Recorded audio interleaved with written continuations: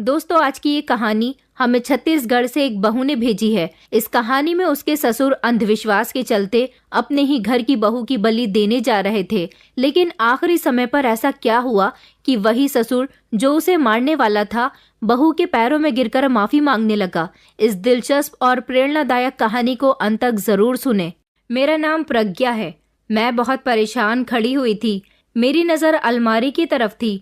आज जो मैंने अपनी आंखों के सामने देखा था वो बहुत ही अजीब था। मेरा शरीर जमकर रह गया था। पूरे कमरे में मुझे एक हैवानियत सी महसूस हो रही थी।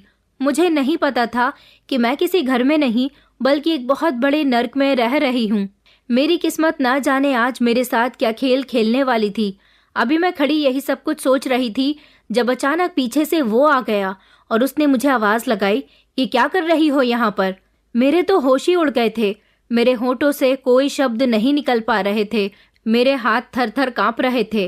अभी मैं उससे कुछ कहती, उसने झट से मेरा हाथ पकड़ लिया। वो जोर जोर से हंसने लगा और फिर उसके बाद उसने कई दिनों तक मैं एक मिडिल क्लास फैमिली की रहने वाली लड़की थी। ये 3 साल पुरानी बात है, जब मैं कॉलेज में पढ़ती थी। मेरी पढ़ाई पूरी ही होने वाली थी। मेरे माता पिता अब मेरी शादी करवा देना चाहते थे, लेकिन मैं उनकी मर्जी के मुताबिक शादी नहीं करने वाली थी, क्योंकि मैं किसी और से प्यार करती थी। मैं जिस लड़के से प्यार करती थी वो मुझे दिलो जान से चाहता था। उसका नाम अतुल था। अतुल से मेरी मुलाकात 1 साल पहले अपने ही शहर में हुई थी। वो हमारे शहर में रहता तो नहीं था, उसका घर किसी गांव में था, मगर वो यहाँ पर नौकरी करता था। छुट्टियों में ही अपने घर जाया करता था। अतुल से मेरी मुलाकात तब हुई थी जब मुझे नौकरी करने का शौक चढ़ा था। मेरा इंटर कंप्लीट हुआ तो मुझे नौकरी करने की चाह जागने लगी। मैं अपना इंटरव्यू देने के लिए उसी कंपनी में गई थी जहां पर अतुल नौकरी करता था। वो एक बड़ी इंटरनेशनल कंपनी थी। मेरी एजुकेशन अभी इतनी नहीं थी। मैं बिना सोचे समझे और बिना अपनी फैमिली की परमिशन लिए ही अपना शौक पूरा करने के लिए घर से निकल पड़ी थी। लेकिन वहां जाने के बाद जब बॉस के साथ मेरा इंटरव्यू शुरू हुआ तो उन्होंने मेरी एजुकेशन को देखते हुए मुझे जॉब नहीं दी, मगर मैं कई दिनों तक वहां लगातार जाती रही कि मेरी नौकरी लग जाए, क्योंकि मुझे नौकरी करने का बहुत शौक था। मम्मी पापा कहते थे कि हम तुम्हें नौकरी करने की परमिशन नहीं देंगे, हमारे पास ऊपर वाले का दिया सब कुछ है, तो भला तुम घर से निकलकर नौकरी क्यों करना चाहती हो। अब उन्हें कौन बताता कि मेरी ख्वाहिश है कि मैं नौकरी करना चाहती हूँ। वो लोग तो सिर्फ अपनी मनमानी ही करते रहते थे, मगर फिर भी उनकी बात को इग्नोर करके मैं जब पहली बार उस ऑफिस में अपना इंटरव्यू देने के लिए गई थी तो मेरी मुलाकात अतुल से हुई थी। क्योंकि बॉस ने मुझे नौकरी नहीं दी थी और मैं सोच रही थी कि मैं उनसे थोड़ी मिन्नत करूंगी तो शायद वो मुझे नौकरी दे दें, लेकिन बड़ी कंपनियों में ऐसा नहीं होता। मैं वहीं दरवाजे पर खड़ी थक हार कर रो रही थी जब अतुल ने मुझे रोते हुए देखा और उसने मुझे बैठने के लिए कहा। वो मुझे समझाने लगा कि अभी तुम्हारी नौकरी करने की उम्र नहीं है, अभी तुम्हें आगे और एजुकेशन हासिल करनी होगी। मेरी उम्र वैसे भी बहुत कम थी। उसने मुझे इतने अच्छे तरीके से समझाया था कि मुझे उसकी बात जल्दी ही समझ आ गई थी।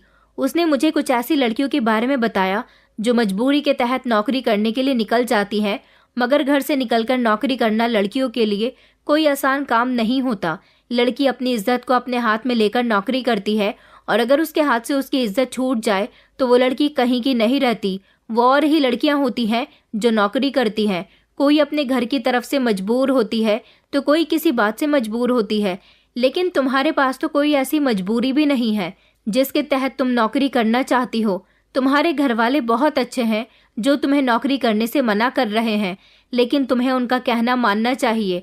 हमें हमेशा अपने बड़ों की बात को अहमियत देनी चाहिए, क्योंकि कभी कभी हम बड़ों की बात ना मानकर कुछ ऐसे फैसले कर लेते हैं जिससे हम बहुत बड़ा नुकसान उठा लेते हैं। उसने कहा, मेरी मानो तो अपने माता पिता के कहने पर चलो। अगर वो लोग तुम्हें नौकरी नहीं करवाना चाहते तो तुम मत करो। अभी आगे और पढ़ाई करो, कामयाब बनो, तब जाकर नौकरी करना ज्यादा बेहतर रहेगा। वो समय तुम्हारे लिए एक ऐसा समय होगा जब तुम्हें नौकरी तलाश करने की जरूरत भी नहीं पड़ेगी।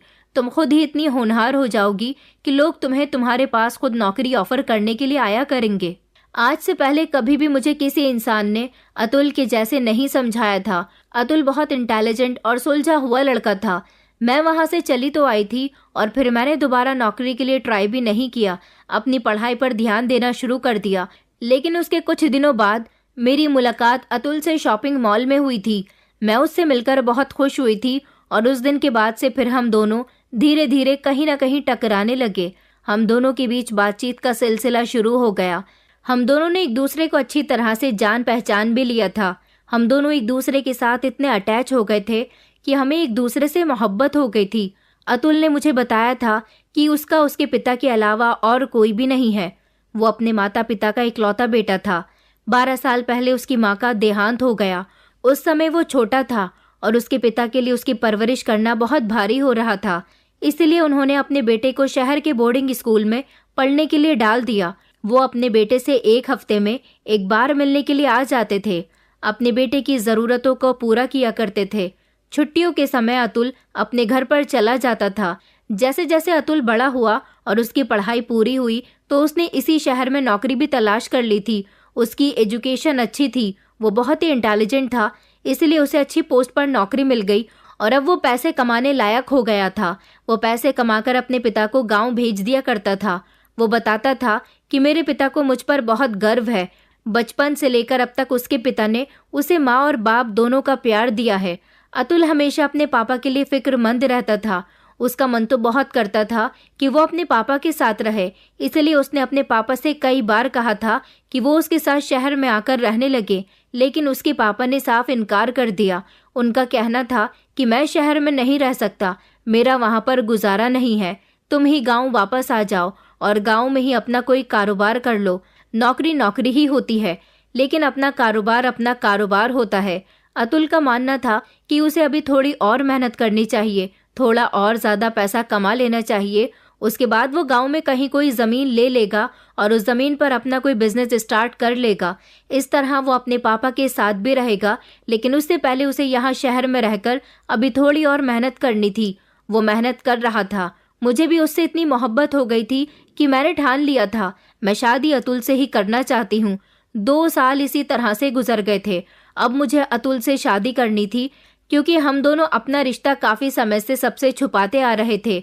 अब आगे मुझ में हिम्मत नहीं थी कि मैं अपने घर वालों से अतुल का और अपना रिश्ता छुपा सकूं, लेकिन उसका कहना था कि अभी मैं गाँव जाकर अपने पापा से तुम्हारी और मेरी शादी की बात करता हूँ। वैसे वो कहता था कि मेरे पापा तो हम दोनों के लिए मान ही जाएंगे, तुम्हें अपनी फैमिली को मनाना होगा। वो ठीक कह रहा था। उसके पापा की जिस तरह से वो तारीफ किया करता था, उस हिसाब से तो मुझे भी यही लगता था कि वो एक ही बार में हम दोनों के लिए मान जाएंगे। मगर प्रॉब्लम तो मुझे अपने घर वालों को राजी करने में आ रही थी। पहले तो मेरी हिम्मत ही नहीं हुई कि मैं किस तरह अतुल और अपने बारे में अपने घर पर बताऊं, लेकिन मैंने बहुत हिम्मत करके जब अपने मम्मी पापा और सारे बहन भाइयों के सामने ये बात रखी तो सब लोग हैरान रह गए थे। हालांकि मुझे बहुत डांट भी पड़ी थी कि तुम हमारे भरोसे का इस तरह से फायदा उठा रही हो, लेकिन मैंने उनको यकीन दिला दिया था कि मैं ही नहीं बल्कि अतुल भी मुझसे बहुत प्यार करते हैं। मेरे परिवार वालों ने फैसला किया कि वो अतुल से मिलना चाहते हैं। उन्होंने अतुल से मुलाकात की। उन्हें अतुल पसंद आ गया था, क्योंकि वो देखने का भी अच्छा था और अच्छा कमाता भी था। मेरे घर वालों ने अतुल से कह दिया था कि हम तुम्हारे पापा से बात करना चाहते हैं और शादी की डेट फिक्स करना चाहते हैं। अतुल ने फ़ोन करके जब अपने पापा से कहा कि आपको यहाँ शहर आना पड़ेगा, तो उसके पापा ने शहर आने के लिए फ़ौरन ही इनकार कर दिया। उनका कहना था कि तुम किसी भी लड़की से शादी करो, मुझे कोई एतराज़ नहीं है। ये बात सुनकर अतुल खुश हो गया था। उसने इसी तरह से मेरे परिवार वालों को अपने पापा की कही बात बता दी थी। मेरे पापा ने कहा था, लेकिन तुम हमारी बेटी को कहाँ रखोगे? तुम तो यहाँ किराए के फ्लैट में रहते हो, तुम्हारा तो अपना यहाँ घर भी नहीं है। अतुल कहने लगा कि मैं कुछ दिनों के लिए गाँव चला जाऊँगा। आप लोगों को अगर बुरा ना लगे, आप लोग यहाँ अपने हिसाब से रस्में कर लेना और वहाँ मैं प्रज्ञा को ले जाकर अपने गांव के हिसाब से रस्में करूँगा। मेरे परिवार में मेरे पापा के अलावा कोई भी नहीं है। अगर यहाँ शादी पर मेरे पापा नहीं हुए तो मैं ये शादी नहीं कर सकूँगा। मेरे भाई ने कहा, तो फिर तुम्हारे पापा यहाँ क्यों नहीं आ जाते? अतुल कहने लगा कि वो शहर का माहौल बिल्कुल भी पसंद नहीं करते। मैं उनको बहुत अच्छे से जानता हूँ। मैं उनसे यहाँ आने की कितनी भी जिद कर लूँ, वो कभी भी यहाँ पर नहीं आएंगे। उनको प्रज्ञा पसंद आ गई है। उन्हें मेरी शादी से कोई एतराज़ नहीं है, लेकिन मैं फिर भी अपने पापा के बिना शादी नहीं कर सकता। इसलिए आप लोग अपनी बेटी को मेरे साथ विदा कर दीजिए। मैं अपने गांव जाकर ही शादी करना चाहता हूँ। इस बात पर मेरे घर वालों को बहुत एतराज़ हुआ था। मम्मी पापा कहने लगे, तो क्या हमारी बेटी गांव में रहेगी? अतुल कहने लगा कि जी, प्रज्ञा गांव में रहेगी। देखो, सारी जिंदगी मेरे पापा ने मेरे लिए बहुत कुछ किया है। अब उनका बुढ़ापे का समय आ गया। मेरी मम्मी इस दुनिया में नहीं है। उनके जाने के बाद पापा ने खुद अपने हाथों से खाना बनाया, कपड़े धोए हैं, घर की साफ सफाई की है, बर्तन धोए हैं। वो अपना हर काम खुद ही करते हैं। मैं चाहता हूँ कि इस बुढ़ापे के समय में मेरे पापा की सेवा मेरी पत्नी करे। इस बात पर मेरी मम्मी को गुस्सा आ गया। मम्मी कहने लगी, तो तुम हमारी बेटी से शादी इसीलिए कर रहे हो कि तुम यहाँ इस शहर में अकेले नौकरी करते रहो और वहाँ हमारी बेटी अकेली तुम्हारे पिता की सेवा करती रहे? अतुल कहने लगा कि मैं हमेशा के लिए यहाँ पर नहीं रहूँगा।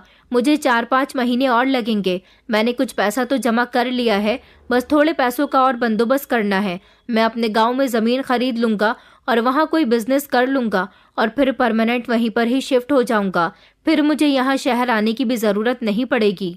आप फिक्र मत कीजिए, वहाँ आपकी बेटी अकेली नहीं रहेगी। वहाँ उसका ख्याल रखने के लिए मेरा पूरा गांव है और मेरे पापा भी हैं। वहाँ पर हमारा बहुत बड़ा घर है। आप लोग अगर मेरे गांव चलना चाहते हैं तो वहाँ जाकर सब कुछ देख सकते हैं। मम्मी पापा का दिल अभी भी घबरा रहा था। अतुल को तो उन्होंने भरोसा दिला दिया था कि शादी कुछ दिनों के बाद हो जाएगी, लेकिन उसके जाने के बाद उन्होंने मुझे सोचने का मौका दिया था।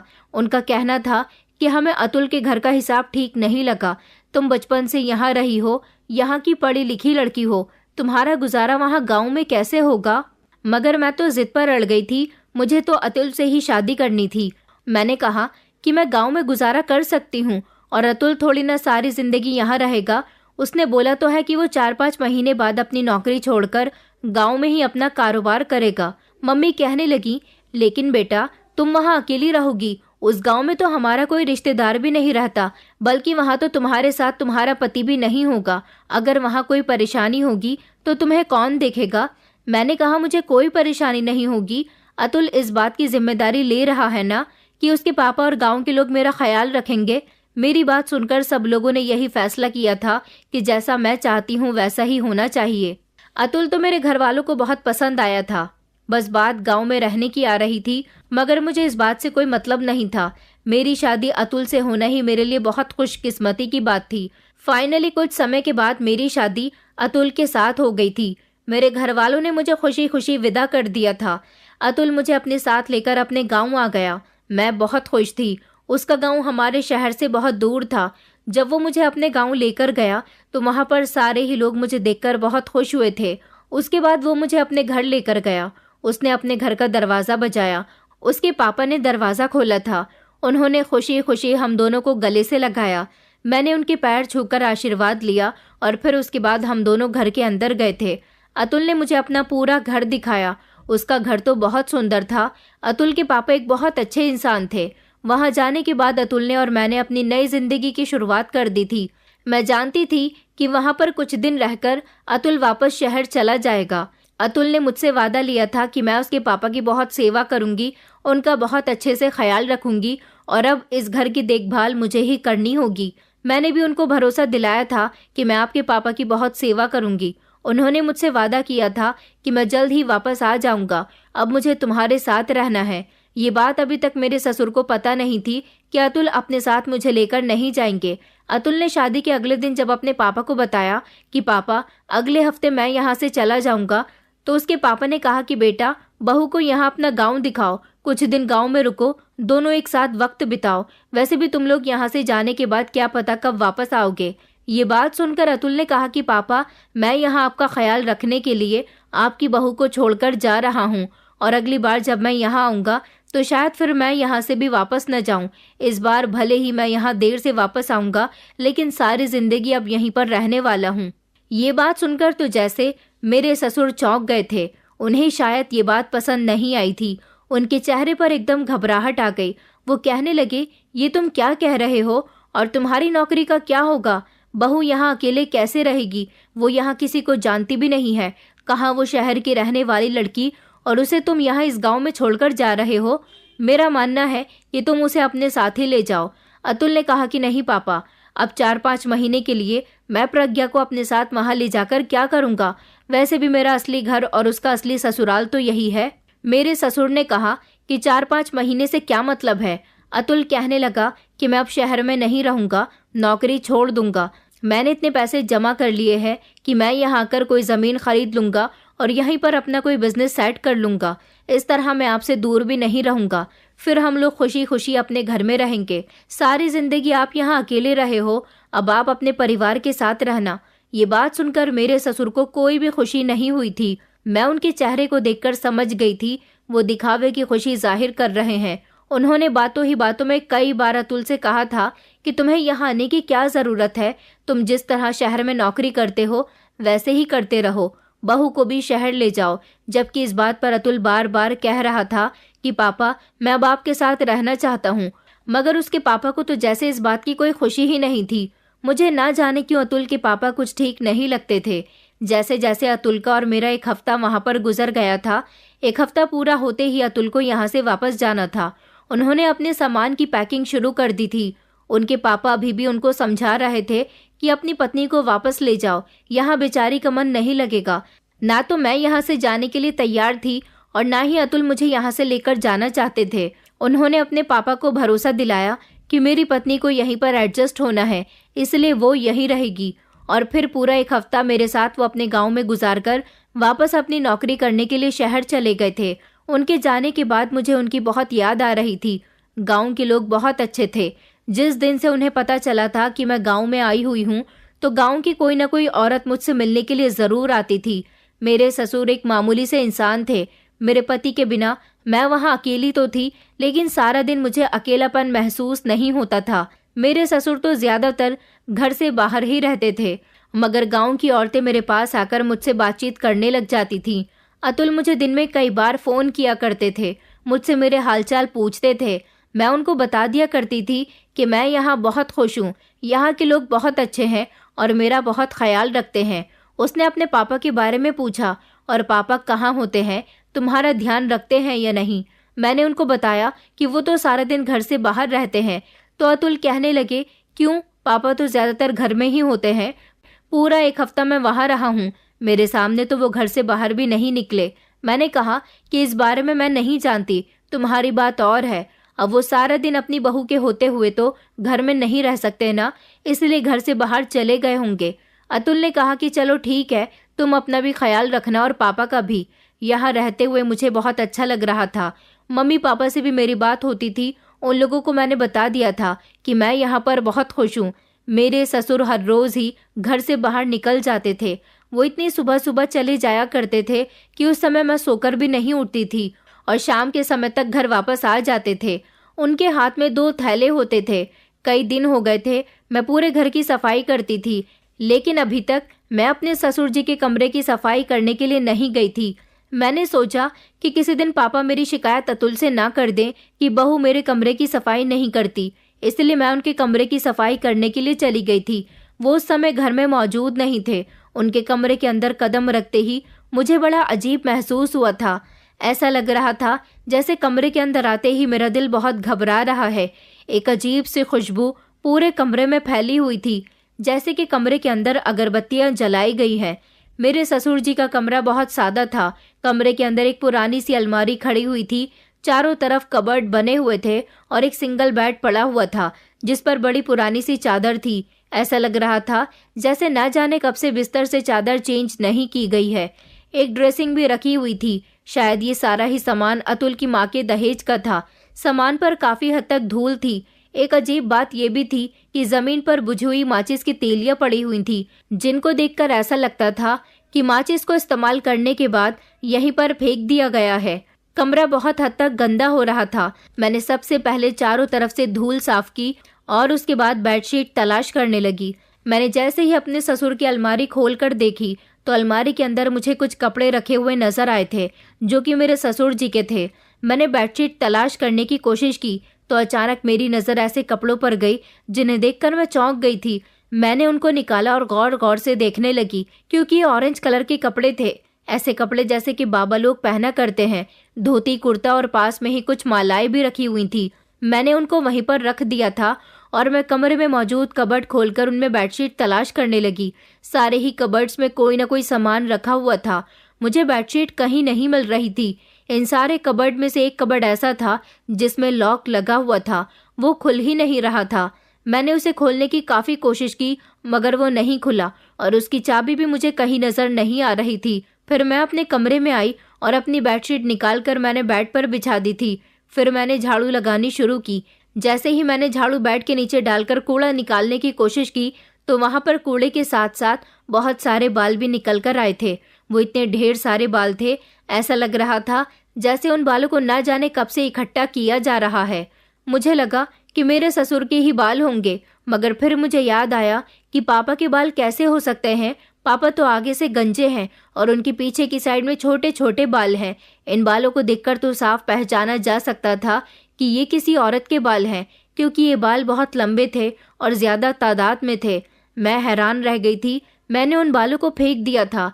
अपने ससुर के कमरे को मैंने बहुत अच्छे तरीके से साफ कर दिया था और उसके बाद मैं अपने कमरे में आ गई थी। रात के समय जब मेरे ससुर घर में आए और अपने कमरे में गए तो वो थोड़ी देर बाद ही चिल्लाते हुए बाहर निकले। उन्होंने मुझे आवाज़ लगाई। मैं उनके पास गई तो उन्होंने मुझसे कहा कि बहू, ये क्या हरकत है। मैंने अनजान बनते हुए कहा, पापा कौन सी हरकत, क्या हुआ है। वो कहने लगे कि तुम मेरे कमरे में क्यों गई थी और तुमने मेरे सामान के साथ छेड़छाड़ क्यों की है। मैंने कहा, पापा मैंने आपके सामान के साथ कोई छेड़छाड़ नहीं की, मैं तो आपके कमरे को साफ करने के लिए गई थी। उन्होंने कहा कि मैंने तो तुमसे नहीं कहा था कि मेरे कमरे की सफाई करो, तो फिर मेरी इजाज़त के बिना तुम वहाँ क्यों गई। मैंने कहा, पापा आपका कमरा बहुत गंदा हो रहा था। वो कहने लगे कि आइंदा मेरी इजाज़त के बिना मेरे कमरे में मत जाना। मुझे अपने ससुर का ये अंदाज बिल्कुल भी पसंद नहीं आया था। वो बहुत गुस्से में लग रहे थे। मैं भी गुस्से में आकर अपने कमरे में बैठ गई थी और मैंने उसी समय अतुल को फ़ोन लगाकर उनके पापा के बिहेवियर के बारे में बता दिया। मैंने अतुल से कहा कि अगर मैंने तुम्हारे पापा के कमरे की सफाई लगा दी तो इसमें कौन सा गलत किया। वो तो मुझ पर ऐसे भड़क रहे हैं जैसे मैंने न जाने क्या कर दिया हो। अतुल तो मेरी बातों पर इतनी जोर जोर से हंस रहे थे कि मुझे भी हंसी आ गई। मैंने कहा कि इसमें हंसने वाली क्या बात है। वो कहने लगे, दरअसल पापा इतने सालों से अकेले रह रहे हैं ना, और अब तुमने उनके घर को साफ करना शुरू कर दिया, इसलिए उन्हें ये सब अच्छा नहीं लगा होगा। धीरे धीरे उनकी आदत हो जाएगी। तुम पापा की बातों का बुरा मत माना करो। अगले दिन मैं किचन में खाना बना रही थी जब अचानक मेरे ससुर अपना थैला लेकर घर के अंदर आ गए। हर बार उनके हाथ में ये दोनों थैले ही क्यों हुआ करते थे, मैं बार बार यही सोचती थी। एक दिन मैंने सोच लिया था कि मैं देखकर ही रहूंगी आखिरकार मेरे ससुर के थैले में क्या होता है। मैं अब अपने ससुर के पीछे पड़ गई थी। मैंने देखा कि वो खामोशी से कमरे के अंदर चले गए थे और उन्होंने थैला कमरे के बाहर ही रख दिया था।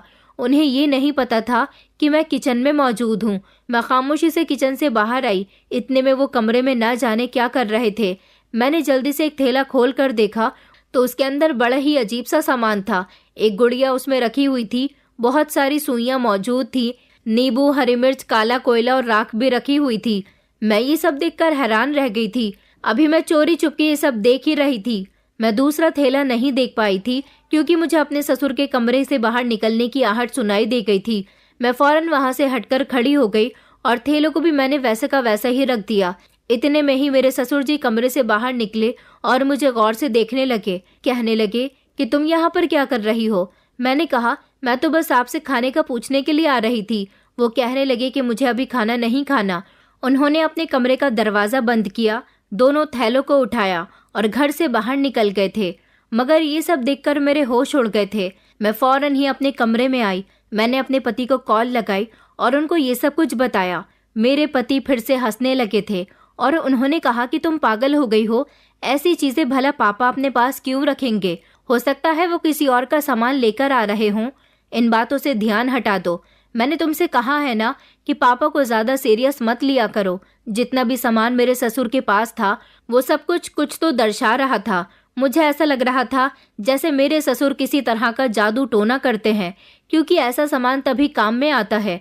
अब मुझे अपने ससुर पर नजर रखनी थी और अपने पति को भी यकीन दिलाना था कि उनके पापा जरूर कुछ न कुछ तो ऐसा करते हैं जो ठीक नहीं है। मुझे याद आया कि मेरे ससुर के कमरे में मुझे बहुत सारी अजीब चीजें मिली थी और एक कबर्ड में ताला भी लगा हुआ था। जरूर उसमें भी कुछ न कुछ होगा। मैंने नोटिस करना शुरू कर दिया था कि मेरे ससुर जी कब घर के अंदर आ रहे हैं और कब घर से बाहर जा रहे हैं। रात को भी मैं उन पर नजर रखने लगी थी। वो खाना खाने के तुरंत बाद ही कमरे के अंदर चले जाते थे और कमरे का दरवाजा अंदर से बंद कर लिया करते थे। आधी रात का समय था। मैं बिस्तर पर लेटी हुई थी जब अचानक मुझे ऐसा लगा जैसे घर में कुछ अजीब सा हो रहा है, कुछ अजीब सी आवाज जो बहुत दूर से आ रही है, क्योंकि हमारे घर में बिल्कुल शांति नहीं थी। मुझे बहुत गर्मी लग रही थी और यहाँ पर एसी भी नहीं था, क्योंकि वो गर्मियों के दिन थे। मैंने सोचा अभी मुझे नींद भी नहीं आ रही है, मैं कुछ देर के लिए छत पर चली जाती हूँ, क्योंकि कमरे के अंदर मुझे बहुत घुटन महसूस हो रही थी। मैं अपने कमरे से बाहर निकली। अचानक मेरी नज़र ससुर जी के कमरे के दरवाजे पर गई। उनके कमरे के दरवाजे के ऊपर रोशनदान बना हुआ था। रोशनदान से धीमी धीमी रोशनी आ रही थी। ये वाइट रोशनी नहीं थी, बल्कि पीली पीली सी रोशनी थी। कभी रोशनी तेज होती तो कभी रोशनी हल्की हो रही थी। मैंने सोचा इस समय पापा जाग क्यों रहे हैं। मुझे अच्छी तरह से याद है कि उनके कमरे में तो वाइट लाइट लगी हुई थी, तो फिर पीली रोशनी क्यों बाहर आ रही है। मुझे कुछ खटका सा महसूस हुआ। मैं धीमे धीमे कदमों से कमरे के दरवाजे तक पहुंची। दरवाजे में थोड़ी सी झिरी खुली हुई थी। मैंने उससे अंदर की तरफ झांकने की कोशिश की। मुझे ज्यादा साफ तो कुछ दिखाई नहीं दिया था, बस इतना दिखाई दे रहा था कि मेरे ससुर ने कमरे में बहुत सारी मोमबत्तियां जलाई हुई हैं और वो अकेले ही अकेले बातें कर रहे हैं। वो बातें कर रहे थे या कुछ पढ़ रहे थे, ये तो मेरी समझ नहीं आया, मगर मुझे उनके बोलने की लगातार आवाज आ रही थी। ये सब कुछ बड़ा ही खतरनाक था। मैं पीछे हट गई। मैंने सोचा कि जरूर मेरे ससुर ठीक इंसान नहीं है, वो कुछ तो बहुत गलत कर रहे हैं। अगले दिन सुबह के समय जैसे ही मेरे ससुर अपने कमरे से बाहर निकले, फौरन ही मैं उनके कमरे में चली गई। कमरे के अंदर मैंने देखा कि वही गुड़िया जो पहले मैंने पापा के थैले में देखी थी, वो जमीन पर पड़ी हुई थी और उसमें ढेर सारी सुइयां चुभी हुई थी। आगे को कोयले से एक गोल घेरा बना हुआ था, बीच में नारियल रखा हुआ था, साइड में नींबू मिर्चे रखे हुए थे। मैं तो ये सब देखकर हैरान रह गई थी। इस चीज से ये साफ पता चलता था कि मेरे ससुर जादू टोना करते हैं। मैंने फौरन ही अपना मोबाइल निकाला और अपने पति को पूरे कमरे के फोटोज क्लिक करके भेज दिए। उसके बाद मैं पापा के कमरे की तलाशी लेने लगी। मैंने अलमारी खोलकर उसके सारे कपड़े निकाले तो मुझे अलमारी से दाढ़ी मूंछ और काले रंग का धोती कुर्ता भी मिला था। उस दिन मैंने ऑरेंज कलर का देखा था। अलमारी के कोने में एक रुमाल में लिपटा हुआ छोटा सा चाकू रखा हुआ था जो बहुत तेज धारदार था। मैंने उसको वैसे ही लपेट कर रख दिया, लेकिन उसका फोटो भी मैंने अपने मोबाइल में ले लिया था। फिर मैं ड्रेसिंग की तरफ गई। मैंने ड्रेसिंग खोल कर देखा तो उसमें बहुत सारे ताबीज रखे हुए थे और सिंदूर भी था। आखिर सिंदूर का मेरे ससुर जी क्या करते हैं। मैंने बेड पर पीछे गद्दे हटाकर देखे तो वहां भी मुझे बहुत सारे ताबीज रखे हुए नजर आए थे। ये सब देखकर मैंने अपना सर पकड़ लिया था, मगर मुझे कुछ भी करके इस कबर्ड में भी देखना था कि आखिर इसमें क्या है, क्योंकि हर तरफ मुझे कोई ना कोई एक ऐसी चीज मिल रही थी जो मुझे परेशान करने के लिए काफी थी। मैंने पूरा कमरा छान मारा था, मुझे कहीं पर भी कबर्ड की चाबी नहीं मिली थी। मैंने फौरन ही अपने पति को फोन किया। फोटो मैं उन्हें पहले ही सेंड कर चुकी थी, लेकिन मेरे पति का नंबर तो बंद जा रहा था। फिर मुझे अपने पति के दोस्त का नंबर याद आया। मैंने जैसे ही उनको कॉल की तो उन्होंने मेरी बात अतुल से करवा दी थी। मैंने अतुल को ये सब कुछ बताया। मैंने उनसे कहा कि मैं तुम्हारे नंबर पर बहुत सारे फोटो सेंड कर चुकी हूँ, तुम उनको देख लेना। अतुल कहने लगा, मगर मेरा फोन खराब हो गया, मैंने उसे सर्विस पर दिया हुआ है, जैसे ही फोन ठीक होकर आ जाएगा मैं फोटो देख लूंगा। और मैं तुमसे कितनी बार मना कर चुका हूँ कि तुम पापा पर अपनी नजर रखना बंद कर दो, तुम मुझे भी परेशान करती हो। मैं नहीं चाहता कि मेरे पापा तुमसे तंग आकर मुझसे कह दे कि अपनी पत्नी को यहाँ से ले जाओ। कुछ दिन की ही तो बात है, सब कुछ बर्दाश्त कर लो। मैंने कहा, अतुल तुम पागल हो गए हो क्या? यहाँ कुछ भी बर्दाश्त करने लायक नहीं है। तुम्हारे पापा कोई मामूली इंसान नहीं है, वो जादू टोना करते हैं। मैंने खुद उनके कमरे की हालत देखी है। जो जो सामान मुझे उनके कमरे से मिला है वो सारा सामान इसी चीज की तरफ इशारा कर रहा है। अतुल कहने लगा, अब तुम मेरे पापा पर इल्जाम लगा रही हो। मैंने कहा, नहीं अतुल, मैंने तुम्हें फोटो सेंड कर दिए हैं, तुम खुद कमरे की हालत देख सकते हो। वो कहने लगा कि अच्छा ठीक है, मेरा फोन ठीक हो जाएगा तो मैं देख लूंगा, कल ही मैं उसे रिपेयरिंग से जाकर ले आऊंगा, मगर प्लीज तुम कुछ भी ऐसा मत करो जिससे मेरे पापा या तुम्हारे बीच कोई बड़ी प्रॉब्लम हो जाए। मैंने कहा, अतुल प्लीज मेरी बात का यकीन करो।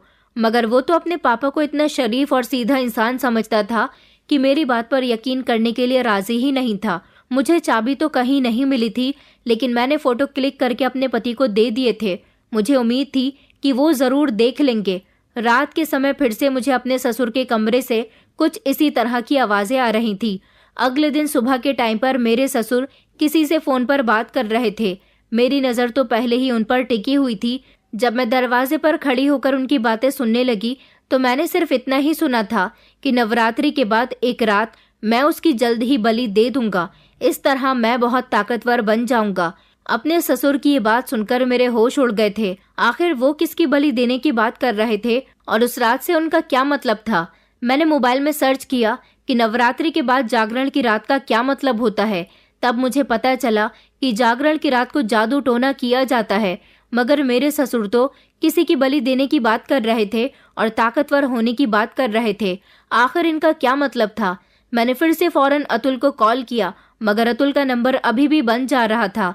मेरी कुछ समझ नहीं आ रहा था कि मैं क्या करूं। इधर मेरी अतुल से बात नहीं हो रही थी और इधर मेरे ससुर की नई नई हरकतें मेरे सामने आ रही थी। मुझे तो अब उनसे डर लगने लगा था। एक दिन मुझे कपड़े धोने थे। सुबह के समय जैसे ही पापा कमरे से बाहर निकले तो मैं उनके पास गई और कहने लगी कि पापा, मुझे आपके कपड़े धोने हैं। मुझे अपने जितने भी गंदे कपड़े हैं सभी दे दीजिए। उन्होंने कहा कि नहीं, मैं अपने काम खुद ही कर लेता हूँ, मैं तुम्हें परेशान नहीं करना चाहता। मैंने उनसे जिद की और कहा कि आप प्लीज मुझे अपने कपड़े दे दीजिए। मैं अब यहाँ आ गई हूँ, आपके सारे काम करने की जिम्मेदारी मेरी ही है। उन्होंने अपने कपड़ों की तरफ देखा जो काफी गंदे नजर आ रहे थे। उन्होंने कहा, मैं तुम्हें अपना कुर्ता उतार कर दे देता हूँ, इसे छत पर मत सुखाना। मेरे कपड़े मैं छत पर नहीं डालता। मैंने कहा कि जी, जैसा आप कहेंगे मैं वैसा ही करूंगी। उन्होंने उसी समय कमरे में जाकर अपने कपड़े चेंज कर लिए थे और अपना कुर्ता उतारकर फौरन ही मुझे दे दिया था। उनके पास लगातार किसी का फोन आ रहा था। वो बहुत जल्दी में थे।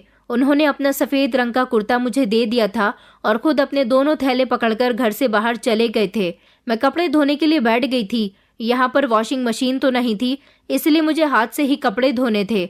मैं अकेली थी और अपने कपड़े तो फौरन ही धोकर डाल दिया करती थी। आज काफी दिनों के बाद मैंने अपने ससुर जी के कपड़े धोने के लिए लिए थे। मैं भले ही शहर की थी मगर घरेलू सारे काम जानती थी। ससुर जी का कुर्ता धोते धोते अचानक मेरी नजर कुर्ते की जेब पर गई। उसमें कुछ था। मैंने जैसे ही जेब के अंदर हाथ डालकर देखा तो मेरे हाथ में चाबी आई थी। ये छोटी सी चाबी थी। इसको देखकर मेरे दिमाग में ख्याल आया कि कहीं ये उसी कबर्ड की तो चाबी नहीं है। इसलिए मैं फौरन ही कमरे के अंदर गई और कबर्ड को खोलने की कोशिश की तो वो खुल गई थी। मेरी नज़र जैसे ही कबर्ड पर गई, उसके अंदर का नज़ारा देखकर मैं शॉक्ड रह गई थी। उसमें तो बहुत सारे पैसे रखे हुए थे और बहुत सारे जेवर भी थे। मेरे ससुर के पास इतने जेवर और पैसे कहाँ से आए थे? अगर वो इतने ही अमीर थे तो फिर अपने बेटे को उन्होंने शहर में नौकरी करने के लिए क्यों भेजा था? और आखिर वो ऐसा भी क्या काम करते थे जिसकी वजह से उनके पास इतने पैसे और जेवर थे? क्योंकि ये जेवर और पैसे ज्यादा तादाद में थे।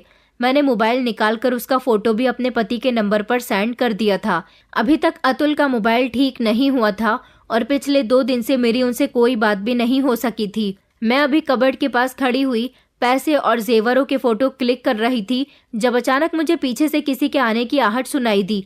मैंने जैसे ही पीछे पलटकर देखा तो ये देखकर मेरे होश उड़ गए थे कि पीछे मेरे ससुर खड़े हुए थे। उन्होंने चिल्लाते हुए कहा कि तुम यहाँ पर क्या कर रही हो? मैंने तुमसे मना किया है ना?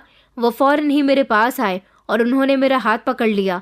कहने लगे कि निकलो मेरे कमरे से, कितनी बार तुमसे मना किया है मगर तुम अपनी हरकत से बाज नहीं आती।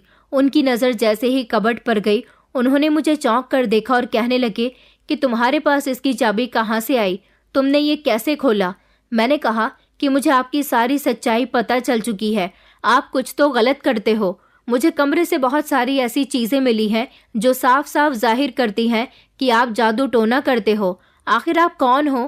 कोई मामूली इंसान तो नहीं लगते। मेरी इस बात पर मेरे ससुर जोर जोर से हंसने लगे और कहने लगे कि अच्छा, तो तुम्हें सारी सच्चाई पता चल गई है। वो पीछे पलटकर दरवाजे की तरफ गए और उन्होंने कमरे का दरवाज़ा बंद कर लिया। मैं तो घबरा गई थी। मैंने शोर मचाना शुरू कर दिया। मेरे ससुर कहने लगे, और ऊंची आवाज़ में चिल्लाओ, यहाँ तुम्हारी आवाज़ कोई भी नहीं सुनेगा। यहाँ वही होगा जैसा मैं चाहूँगा। तुम्हें क्या लगा कि तुम मेरे बारे में सब कुछ जान जाओगी तो मैं कुछ नहीं कर सकूँगा? अब तुम जब सब कुछ जान ही गई हो तो ये भी सुन लो कि 4 दिन बाद जागरण की रात है और मैं तुम्हें जान से मारने वाला हूँ। मैं काले जादू की तपस्या करता हूँ। मैं एक ऐसा बाबा हूँ जो अपने जादू टोने से ताकतवर बनना चाहता हूँ। ऐसे लोगों की मदद करता हूँ जो दूसरों पर जादू टोना करवाते हैं, जो मुझे ढेर सारे पैसे देते हैं।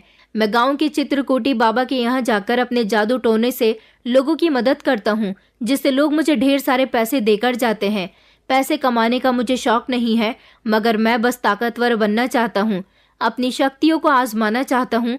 अपनी शक्तियों से सब कुछ अपने वश में कर लेना चाहता हूँ। मैं दुनिया का सबसे ताकतवर इंसान बनना चाहता हूँ, और इसके लिए मुझे किसी अपने की ही बलि देनी होगी। अतुल मेरा इकलौता बेटा है। उसे तो मैं अपने फायदे के लिए नहीं मार सकता, मगर तुमसे मुझे कोई खास लगाव नहीं हुआ है। मेरे बेटे ने तुमसे पसंद की शादी की है। तुम अगर इस दुनिया से चली जाओगी तो वो दूसरी भी शादी कर सकता है। तुम मेरे घर में आने के बाद मेरी अपनी हो गई हो। चित्रकूटी बाबा ने कहा था कि अगर तुम्हें और ज्यादा फायदा उठाना है, अपनी शक्तियों से और ज्यादा शक्तिशाली होना है, तो तुम्हें जागरण की रात को किसी अपने की बलि देनी होगी और उसके बाद उसकी लाश के टुकड़े करके नदी में बहा देना होगा। उसके बाद तुम बहुत ज्यादा ताकतवर हो जाओगे, क्योंकि जागरण की रात हर त्योहार के बाद आती है। इन दिनों महोत्सव के दिन चल रहे हैं, और महोत्सव के दिनों में एक रात जागरण की रात भी आती है, जो कि बहुत ही शुभ मानी जाती है।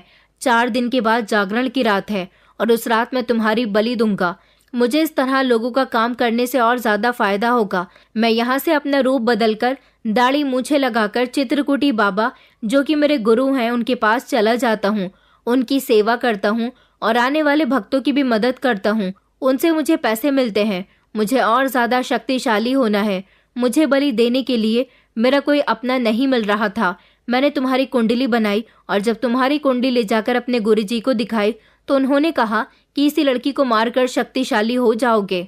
मैं जोर से चिल्लाने वाली थी। मैंने अपने ससुर से कहा, ये आप बिल्कुल भी ठीक नहीं कर रहे हो। मेरे हाथ में मोबाइल तो था ही।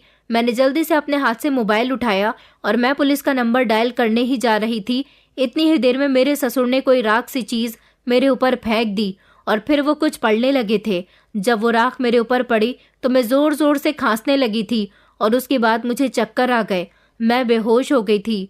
जब मैं होश में आई तो मैंने देखा कि मेरे मुंह पर पट्टी बंधी हुई थी, जिसकी वजह से मैं कुछ बोल नहीं पा रही थी। मेरे पैर बंधे हुए थे और मेरे हाथ भी बंधे हुए थे। सामने मेरे ससुर खड़े हुए थे। मैं चीखने की कोशिश कर रही थी, हिलने की कोशिश कर रही थी, मगर मैं नाकामयाब रही। अपने ससुर की हकीकत मेरी आंखों के सामने आ गई थी। वो एक बाबा थे और अपने जादू टोने से लोगों की इच्छाएं पूरी किया करते थे। इससे बहुत ताकतवर भी हो रहे थे, अपनी शक्तियों का इस्तेमाल भी कर रहे थे, और उन्हें पैसा भी मिल रहा था। मगर अब वो और ज्यादा शक्तिशाली होना चाहते थे, इसलिए मेरी बलि देने के लिए तैयार हो गए थे। लेकिन जागरण की रात आने में अभी 3 दिन और 2 रातें आनी बाकी थी। मुझे कुछ भी करके अपने आप को बचाना था, लेकिन मैं कुछ नहीं कर पा रही थी। लगातार 2 दिन तक मैं भूखी प्यासी एक तरफ बंधी रही थी। मैं रो रो कर अपने ससुर से रिक्वेस्ट करने की कोशिश कर रही थी कि वो मुझे छोड़ दें, मगर वो तो घर में आते ही कम थे। उन्होंने मुझे अपने कमरे में कैद करके रखा हुआ था, और जब वो घर के अंदर आते तो मुझ पर न जाने क्या पड़ते फूंकते थे। एक रात मैंने देखा कि मेरे ससुर मेरी आंखों के सामने ही काले घेरे के बीच में बैठे हुए थे। उन्होंने काले रंग के कपड़े पहने हुए थे, माथे पर लाल रंग का टीका था। उनके आगे बहुत सारा सिंदूर रखा हुआ था। सिंदूर उठाकर उन्होंने मेरे माथे पर लगा दिया था। कमरे में अजीब सा घबराहट भरा माहौल था। चारों तरफ से अगरबत्ती की खुशबू आ रही थी। मोमबत्ती की रोशनी पूरे कमरे में फैली हुई थी। उन्होंने कहा था कि कल मैं तेरी बलि दूंगा, कल रात को चांद के निकलने के फौरन बाद ही। मैं जानती थी कि अब मेरी जिंदगी ज्यादा नहीं है, क्योंकि मेरे पति को मेरी बात पर यकीन नहीं था। वो अपने पिता को बहुत अच्छा समझते थे, और उन्हें तो ये भी नहीं पता था कि यहाँ मेरे साथ क्या हो रहा है। मेरा मोबाइल भी मेरे ससुर के पास ही था। पिछले 3 दिन और 2 रातों से मैं भूखी प्यासी यहाँ बंधी हुई थी। ना तो मेरी आवाज निकल पा रही थी और ना ही मैं कोई हरकत कर पा रही थी। मैं रो रही थी, अपने पति को याद कर रही थी, और मुझे बहुत बेबसी महसूस हो रही थी। मुझे अब समझ आ रहा था कि मेरे माता पिता यहाँ मुझे अकेले भेजने के लिए क्यों परेशान हो रहे थे, लेकिन मैंने उनकी बात नहीं मानी। और फिर वो वक्त भी आ गया था जब मेरे ससुर मेरी बलि चढ़ाने वाले थे।